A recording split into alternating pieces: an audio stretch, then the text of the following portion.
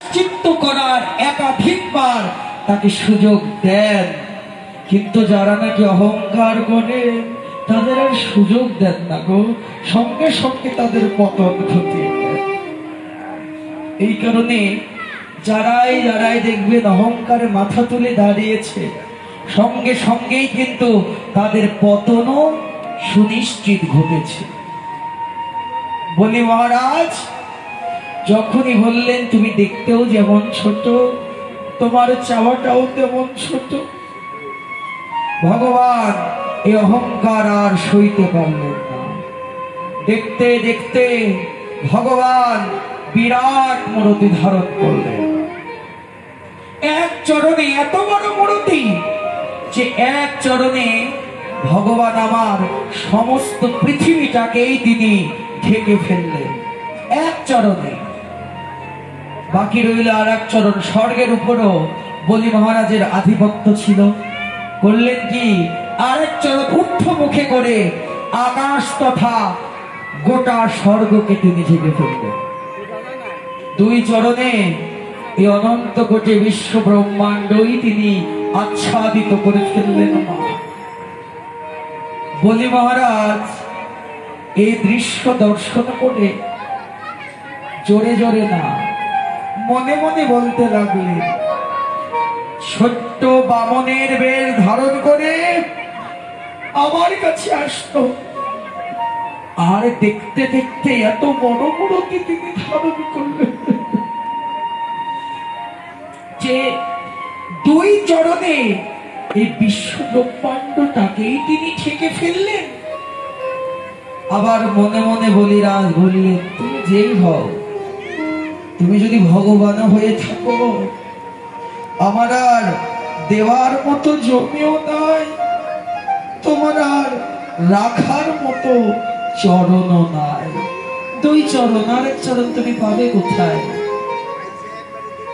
বাবা ভগবান তো আমার অন্তর জানে, অন্তরের কথাও ভগবান আমার বুঝতে পারে, অন্তরের কথাও বুঝতে পারে। তখন বলি মহারাজ যখন মনে মনে এই কথা বললে, ভগবান আমার বললেন, ও বলিরাজ তুমি কি চিন্তা করছো?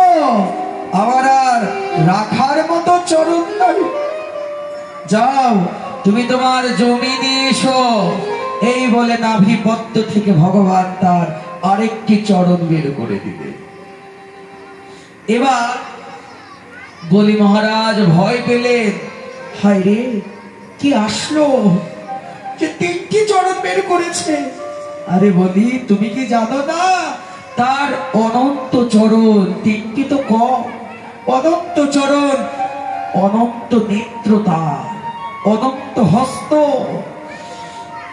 বলি মহারাজ ভয় পেয়ে দৌড়ে রানীর কাছে চলে গেলেন। রানীর কাছে গিয়ে স্ত্রী সহধর্মিনী যিনি, মাগো ভক্তিমতী স্ত্রী পাওয়া এক জনম না, অনেক জনমের ভাগ্যের কথা। স্ত্রীর কাছে দৌড়ে গিয়ে স্ত্রীকে সবিস্তারে সব খুলে বললেন। খুলে বললেন কি, তার সঙ্গে যা যা ঘটেছে। স্ত্রী তার স্বামীকে কিন্তু আঁচলের তলায় লুকিয়ে রাখে নাই। স্ত্রী বলছে, বলিরাজ আমার কি মনে হচ্ছে জানো, তোমার দর্পকে চূর্ণ করার জন্য আর কেউ নয়, বিশ্ব ব্রহ্মাণ্ডের কর্তা এসেছে তোমার কাছে।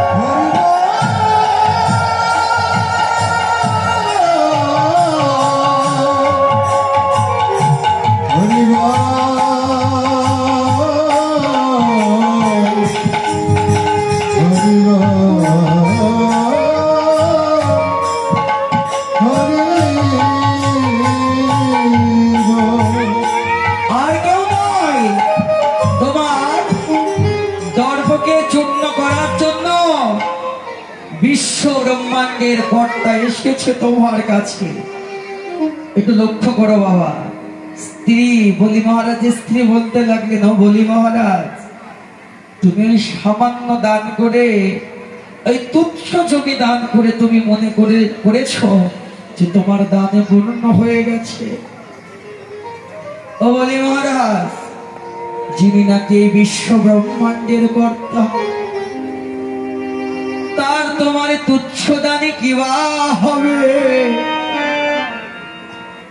তুমি তো তোমার আসলে জমি এখনো দান করো না।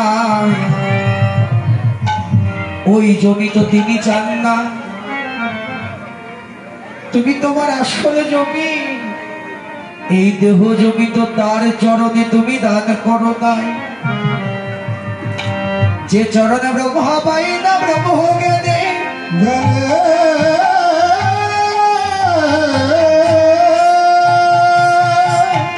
যে চরণ যোগী পাই না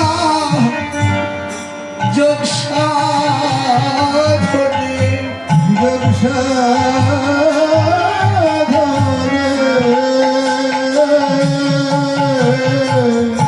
ও বলি মহারাজ, তুমি যাও, তিনি যে চরণে বের করে রেখেছে।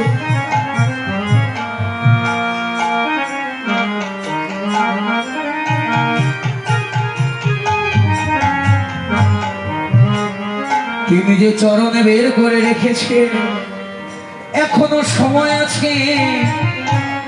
তুমি তোমার আসলে জমি তার চরণে দান করো।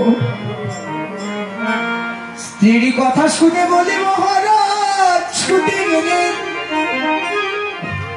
ছুটে গিয়ে বললেন, ভগবান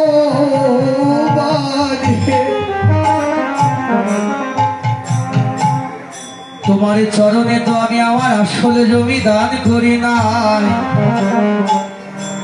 তুমি তোমার তৃতীয় চরণ কোথায় রাখবে? এই নাও, আমি আমার আসলে জমি দিলাম। তোমার চরণে তলে মাথা,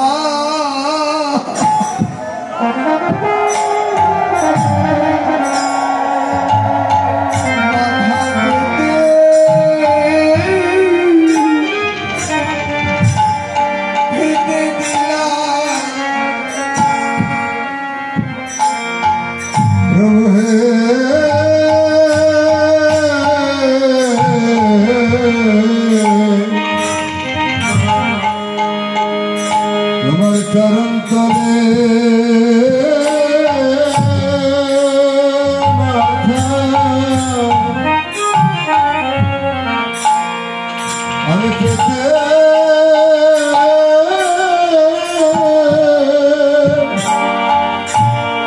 আমি পেতে দিলাম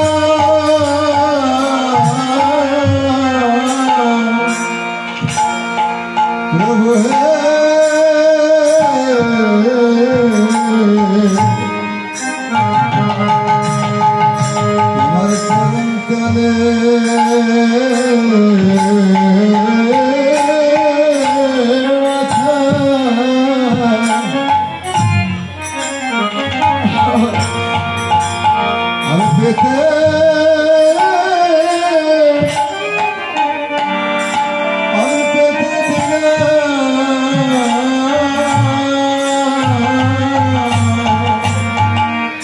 তুমি আমার আত্মভিমান,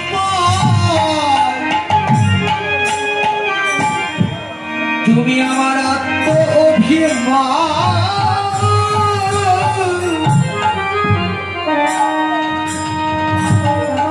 আত্মভিমান চূর্ণ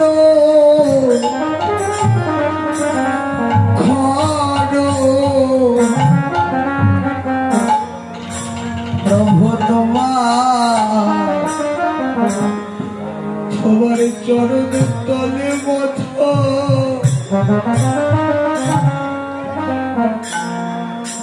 আমি পেতে দিলাম আমার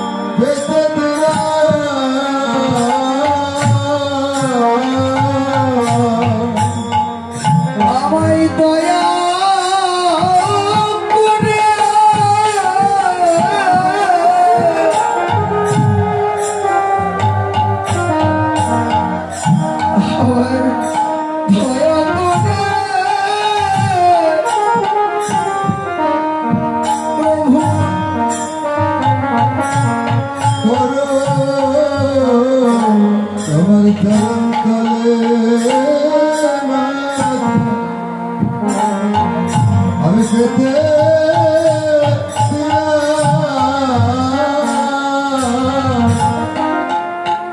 তুমি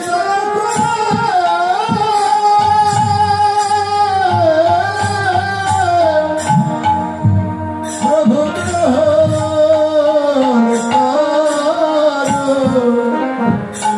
তোমার চরণ তলে মাথা আমি পেতে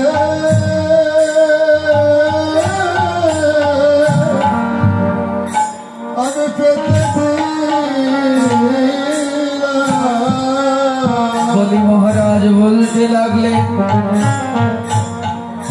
আমি জানি আমি তোমার ওই চরণের যোগ্য না যোগ্য না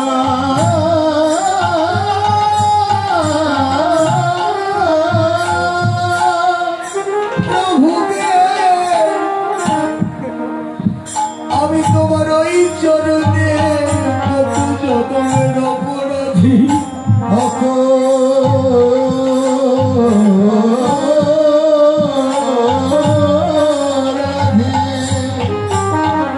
বড় আশা করে তোমার চরণে শরণ নিলাম প্রভু তোমার চরণে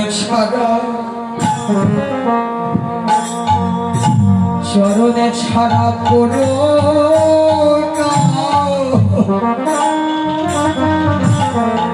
করোনা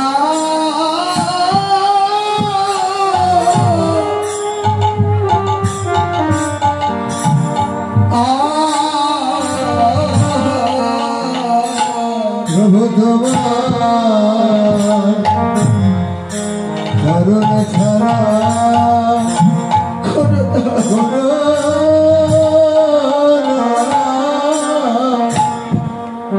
আমায় করো না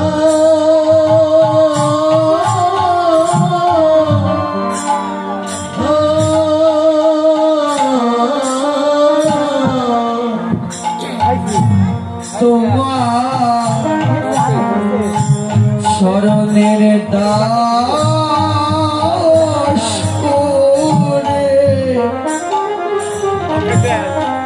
শরণের পাশে রেখো চরণ ছাড়া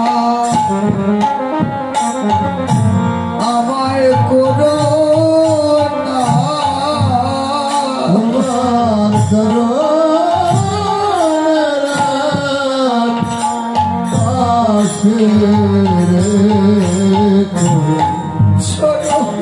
তোমার চরণ ছাড়া আমার করো আমি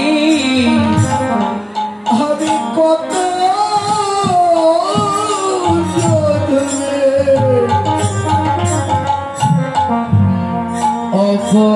অপরাধী চরণ ছাড়া আমায় করো আমি কত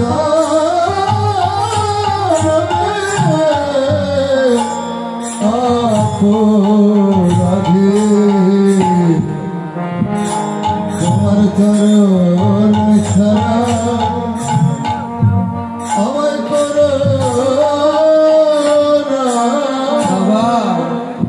এই জমিটায় আমার ভগবানের সেবার উপযুক্ত জমি ভগবান দিয়েছিল তিনি কৃপণতা করে নাই কিন্তু এই জমিতে বিষটা বপন করে দিয়েছিল তিনি প্রেমে ডক্টর হরে কৃষ্ণ মুখোপাধ্যায় তার বৈষ্ণব রসপ্রকাশ নামক একটা গ্রন্থে বললেন প্রেম ভক্তি সবার মধ্যে ভগবান দান করেছেন কিন্তু সেটা বীজ রূপে প্রশ্ন জাগে তাহলে আমার মধ্যেও যদি ভগবান প্রেম ভক্তি দান করে থাকেন, তাহলে আমার চোখে কেন কৃষ্ণ বলে অশ্রুজল বিগলিত হয় না? আমি কেন কৃষ্ণ বলে কাঁদতে পারি না? বললেন, উদাহরণ দিলেন যে এক পক্ষী আর একটা বটের ফল। দেখবেন বট গাছের নিচে অনেক বটের ফল পড়ে থাকে, কিন্তু ওই বটের ফল থেকে কি চারার জন্ম হয়?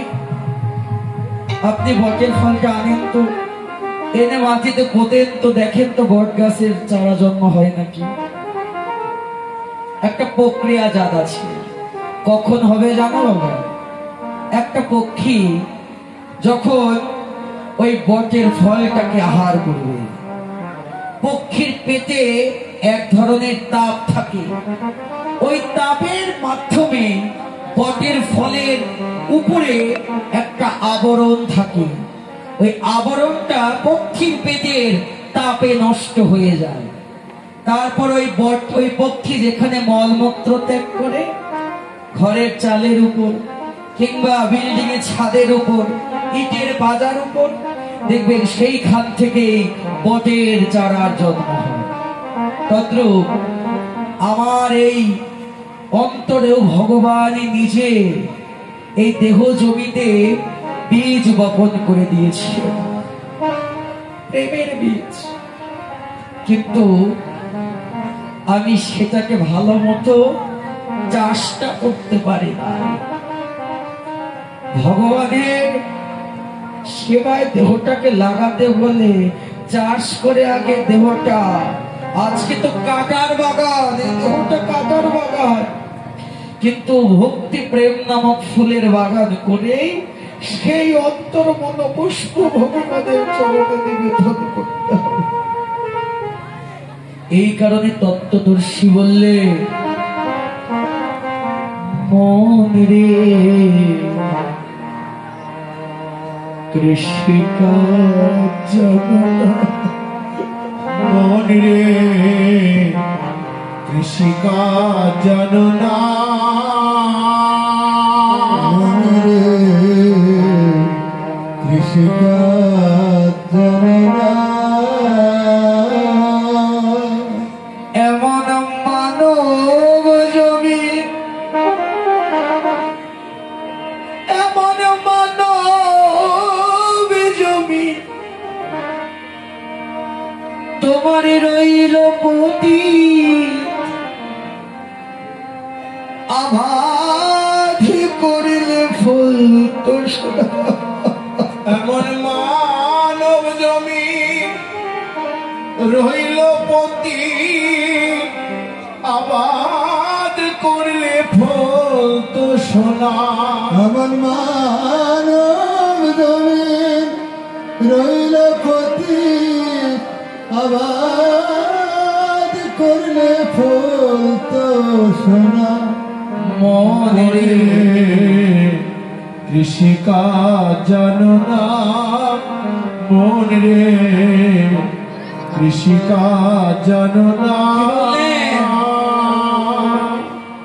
কালী নামে দাউরে বেড়া, প্রেমের ফসল, তোমার ফসলে তো কিরূপ হবে না। কালী নামে দাউরে বেড়া,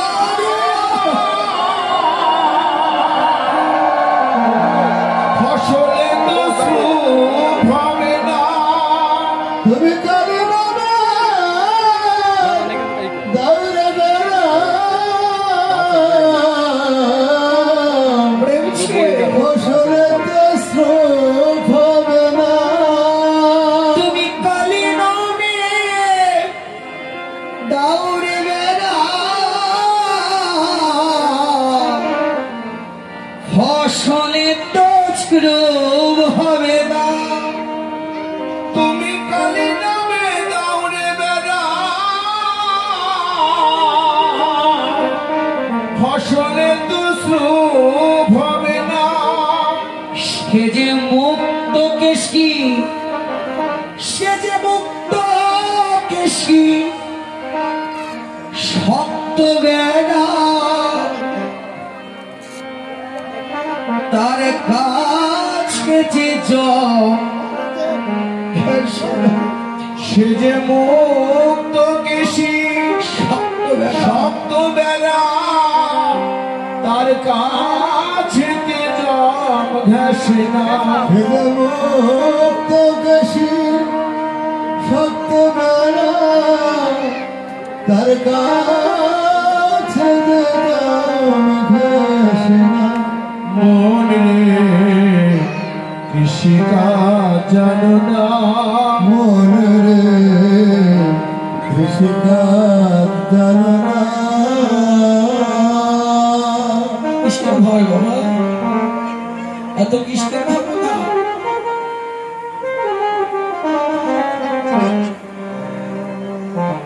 কিসের ভাবনা আমার এত? রামপ্রসাদ বললেন সত্য কথা বলিতে যে কোনো ভাবনা নাই। কিসের ভাবনা ভাবিস? মন তোর এত ভাবনা কেনে? মন তোর জয় মা, জয় মা, জয় মা।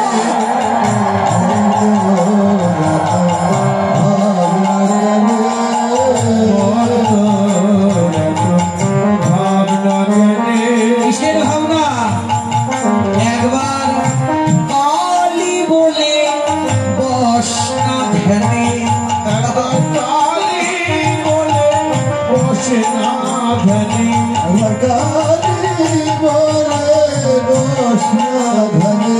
মন তোর ভাবনা কেনে, মন তোর ভাবনা কেনে। শিখিয়ে দিলে পূজাটা কেমন করে করবে? ভগবানের সেবাটা লোক দেখানোর জন্য নয় গো।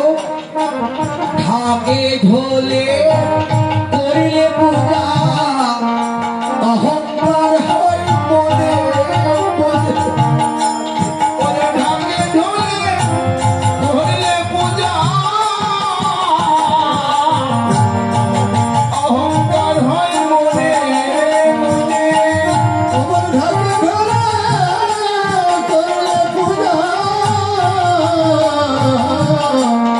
অহংকার হয় মনে আরে, অহংকার না, ভগবানের সেবা অহংকারের বস্তু না। পূজাটা কেমন করবে? ও তুই লুকিয়ে কানে করবি পূজা, জানবে মানে জগৎ জনে। অতি লুকিয়ে কানে করবি করলে পূজা, জানবে নারে জগৎ জনে। অতি লুকিয়ে কানে করবি পূজা, জানবে নারে জগৎ জনে। আর মন তোর ভাবনা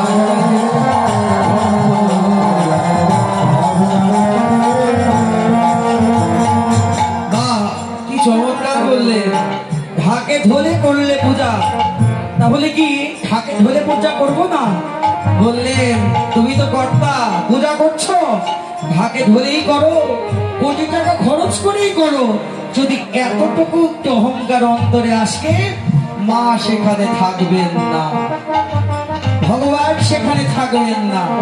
এই কারণে তোমার পূজাটা তোমাকেই করতে হবে, সেটা অন্তরে তার চরণে আত্মনিবেদন করতে হবে। আবার বললেন বলির কথা, রামপ্রসাদ আবার কথা দেন কি?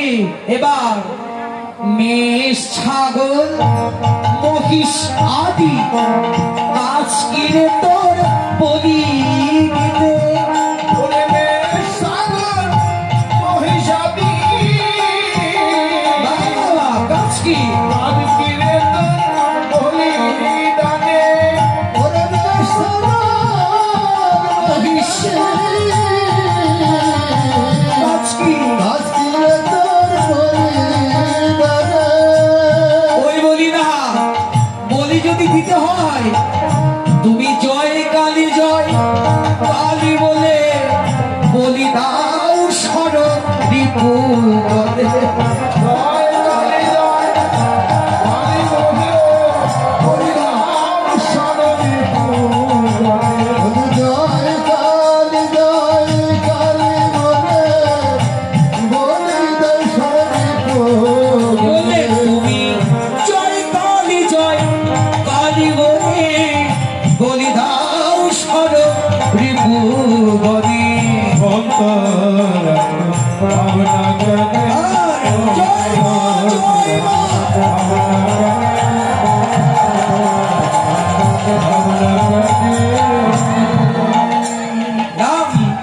প্রসাদে বলে হাকি ঢোল কাশকির তোর সেবা দরে প্রসাদ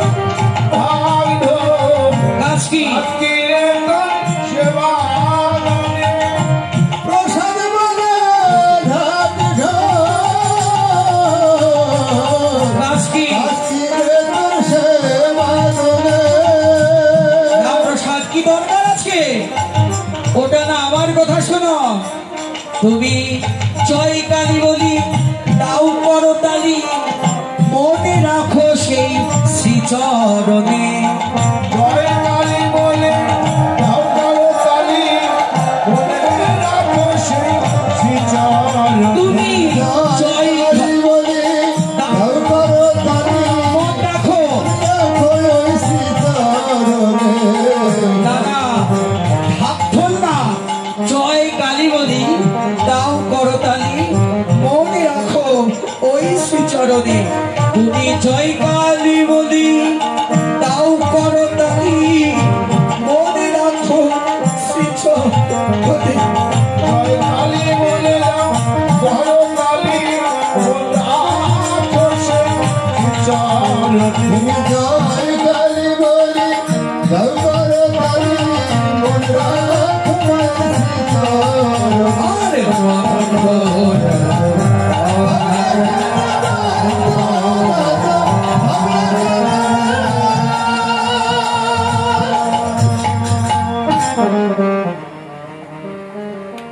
বাহ তাহলে এটাই তো আমাদের ভজন আজকে গৌরকে দেখলে আনন্দ হবে